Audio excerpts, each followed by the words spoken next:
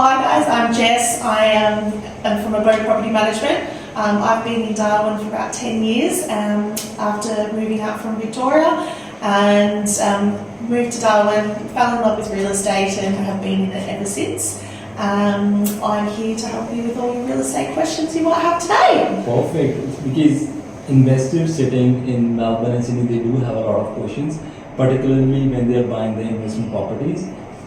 So what are your sort of suggestions for the investors sitting interested in buying properties here? Yeah, look, it's there's a few things you need to look at. Obviously, the area that you can get a property in, the size of the property. There's a lot of people out there that do want space and they do want a house. If you're looking in the unit market, making sure you're looking at your body corporate fees and whatnot is all important things to factor in. But if you're looking at the current rentals, the yields up here are quite high. Alrighty. When we talking about the yields, how high it is, like a 6.5? Yeah, look, we're averaging around the 7 mark at the moment. Really between 6 and 8, depending on the property in the suburb. But on a general average in our portfolio at the moment, you're sitting around the 7% mark. Alright, perfect. So when you say 7%, it is for like a house which is around 500k, less than that or more than that? Yeah, so for a property around 500k, you'd be sitting at about 7%. Yield. Awesome, that's really good yields for the investors. Amazing. Yes. So apart from that, please let us know about the overall rental market in Darwin. Yeah, look, the rental market up here, really since the end of COVID, has been extremely tight. We haven't had a lot of development up here in terms of new build. It has been stagnant, which has really put pressure on the current existing rental market, which is great for investors because property values have gone up, and as well as the rental yields, and we're sitting at a vacancy rate around that 1.5%. So it is tight to get in. We do have exciting projects that are on the agenda in future projects for Darwin. So with the population growth, it's only going to increase. Perfect. So because I was looking at the rent another day, people are paying about 650, 700 per week rents. Who are they? Well, it really depends. So, you've got families paying. So you'll have a family, generally speaking, kind of paying at that rent. You do have people that are now moving in together because the rents are too expensive and pricing them out. So, you do have different people, but normally your family unit is what you're attracting with that house purchase. When it comes to the profession or the industries they belong to, are they belong to defense, police? What sort of the rentals that you're getting? Yeah, we do have a lot of, obviously, defence up here with the bases being up here. We get a lot of people that come up from down south to take contracts for teaching and government jobs. A lot of hospital staff that come up as well, and they're all seeking good houses to enjoy their time up here. Perfect. And let's talk about something about the lifestyle, because the weather reminds me, the weather in India is humid and hot. But I love the time that I spend here. So please let us know about the lifestyle, like what you guys do over the weekend.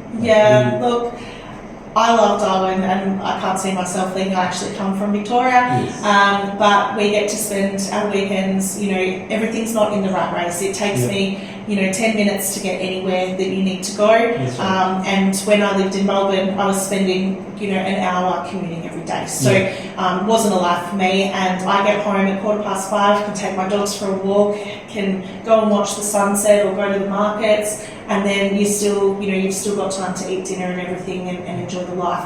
On the weekends, we spend it going camping and going fishing. You've got some of the best fishing up here, and even if you're not into it, you get into it when you catch a meter barra.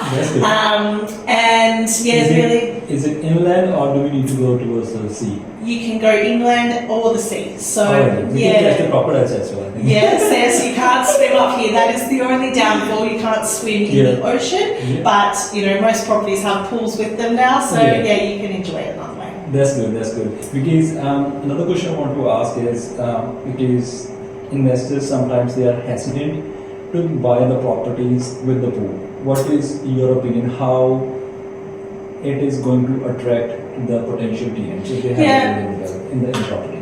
Look, and I can see, people's perceptions on both sides, but you do get a higher return with a pool. People that are moving from interstate do look for properties with pools because they're going to be adjusting to the weather. Locals, like we, don't care because that's more maintenance for us. So it really is dependent on the clientele, but although they do, have a bit of an outlay, if you've got maintenance, you do get the higher return on them as well. And when any property has a pool, what sort of the approximate, because it depends on the pool and size of the pool as well, what will be the approximate number when it comes to the maintenance yearly? Yeah, well, so the tenant pays for the maintenance of the pool, so that's not an owner responsibility. It's only if something goes wrong with one of the pieces of equipment, but the tenant is responsible for upkeeping. Is it like for the chemicals and the service both? Yeah, so they were responsible for all of that. Alright, perfect. So apart from that, would you like to share anything about Darwin that you think is most of the people those are in Sydney, Melbourne, Brisbane, they don't know about Darwin? Yeah, look, I think Darwin is about to boom, in my opinion. I've been saying it for years and been waiting for it to come. I'm an investor myself and really do believe in the future of the territory.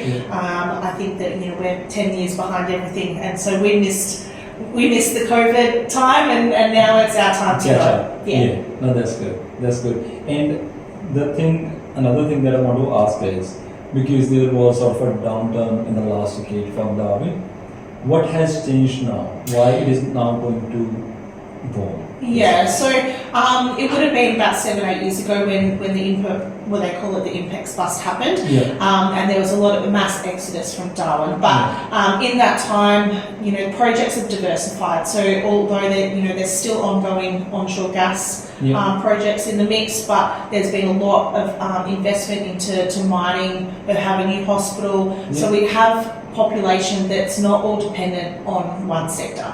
So we're not going to have that crash and burn that we did have, and it did take a few years to rebuild, but I think we're much stronger than ever. Alrighty, and what are sort of the main pillars when it comes to the economic diversification in Darwin?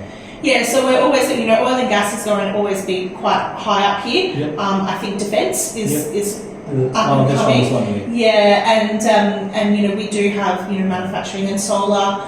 There's talks in the works in terms of that as well at the moment. So I think we do have diverse range of trade and industry up here, and we had recently had a change of government last year, and they're really pushing to push forward with the territory. Perfect. The all information are the gold nuggets for the listeners, I think. It will create a lot of value for them. So please reach out to Jess if you have any sort of property management needs. She's from Adobe Property Management. So thank you very much for your time. Thanks for your time. Thank you very much for having me. Thank you.